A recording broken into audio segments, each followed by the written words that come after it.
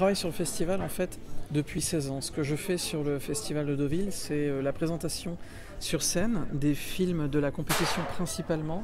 Je m'occupe également des documentaires par exemple. Alors présenter, c'est-à-dire présenter évidemment la projection, mais surtout présenter les équipes de films.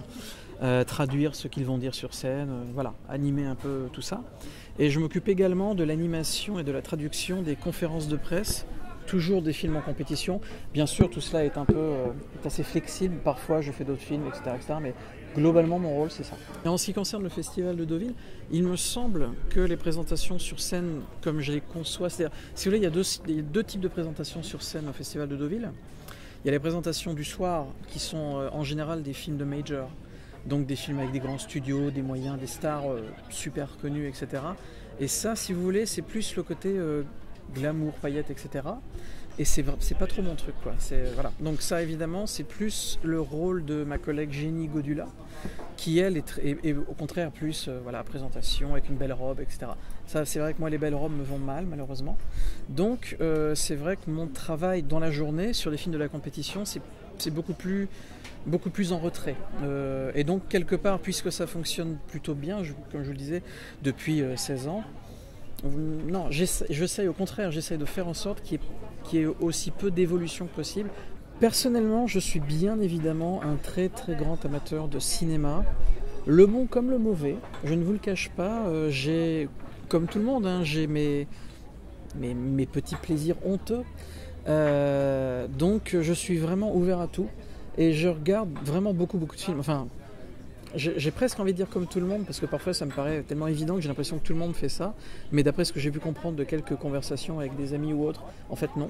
Je regarde en moyenne un film par jour, quoi. Voilà.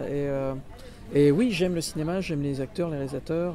Et évidemment, je ne suis pas spécifiquement porté sur le cinéma américain en particulier, mais il se trouve qu'on le veuille ou non, ça reste quand même le pays qui produit le plus de films, et ça reste également les films qui sont le plus massivement distribués et qui ont le plus d'influence sur les cinémas de tous les autres pays. Donc forcément, oui, le cinéma américain est très important. Le festival de Deauville, bien que ce soit un grand festival, le deuxième après Cannes en France, ça reste un festival entre guillemets à taille humaine. Et ça, c'est quelque chose que j'aime beaucoup. Avant de travailler sur le festival de Deauville, étant moi-même cannais, donc habitant à Cannes, à Caen, pas à Cannes, voilà. Donc dans le coin là, je suis venu 3-4 fois au festival en tant que festivalier avec le badge festivalier.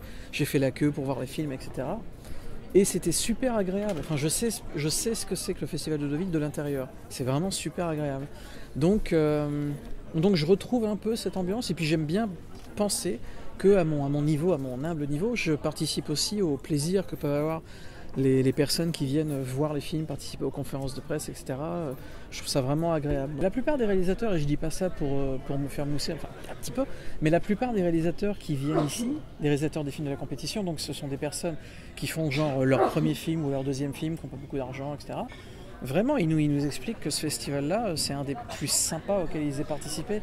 Il y a quelques autres festivals dans le monde, évidemment, qui mettent en avant le cinéma indépendant, etc. Mais Deauville a un cachet particulier. Puis c'est vrai que la ville est vraiment sympa, quoi. L'architecture, la plage à côté, il y a pire, quoi, comme ambiance pour passer 10 jours. Rapidement, je ne vais pas faire genre... Eh bien, non, je vous parlerai rapidement des anecdotes agréables. Par exemple, la rencontre avec Bill Murray.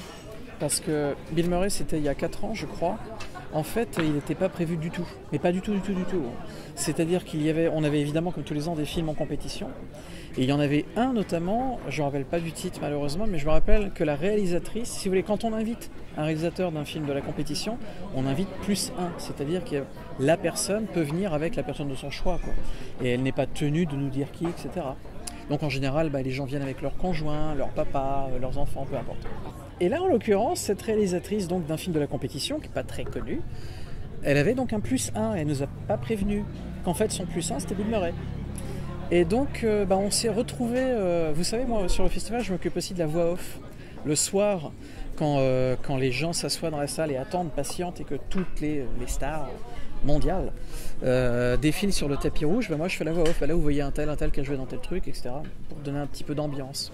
Et là donc j'étais en face de mon écran dans le bunker à l'intérieur sous sous le CID de Deauville, et je vois Bill Murray arriver. Et je me tourne vers les organisateurs du festival, etc. Personne n'est au courant, quoi. Et donc, il y avait Bill Murray sur le tapis rouge. Et ça, j'avoue que c'était vraiment une surprise fort sympathique. Moi, j'ai toujours caressé le rêve de le voir à un moment donné, parce que j'adore Bill Murray. Et là, il était là, c'est un truc de dingue. Et on était vraiment pas du tout au courant. Sinon, on aurait fait un truc à entrefiler un hommage, quelque chose. Là, rien. Donc voilà, ça c'était une bonne surprise. Surtout qu'après, on a discuté un petit peu. En plus, il est adorable. Enfin, il est adorable. Il est cinglé, mais adorable. Et voilà, c'était un souvenir, une petite anecdote. Regardez-moi ça, incroyable. Oui, moi je suis tombé dans les séries avec, comme tous les gens de mon âge, je suis tombé dans les séries avec Friends, qui était formidable. Après Friends, j'ai pas trop accroché. La série sur laquelle j'ai accroché il y a quelques années, c'était... Et alors là, en plus, je peux me la péter un petit peu, parce que c'était Claude Chabrol qui m'avait poussé à la regarder. Je connaissais pas cette série-là du tout à l'époque. C'est Dexter. Et bon, voilà, Dexter, super, jusqu'aux 2 dernières saisons, quoi. Parce que vraiment, la dernière saison, c'était bâclé, c'était horrible. Mais avant, c'était vraiment bien. Sinon, là, comme ça, à brûle-pourpoint, au débeauté, j'ai un peu envie de vous répondre Breaking Bad, qui date déjà un petit peu, mais enfin, qui était vraiment bien. Et nous avons eu la chance, comme vous le savez, d'avoir Vince Gilligan à Deauville pour nous présenter Breaking Bad. Donc ça, vraiment, très bonne série. Et puis sinon, des séries 24 heures chrono, enfin 24. Voilà, je sais qu'il y a pas mal de gens, oui, je ne sais pas, c'est pas si bien. Moi, je trouve ça super. Voilà, je suis un grand client de Jack Bauer.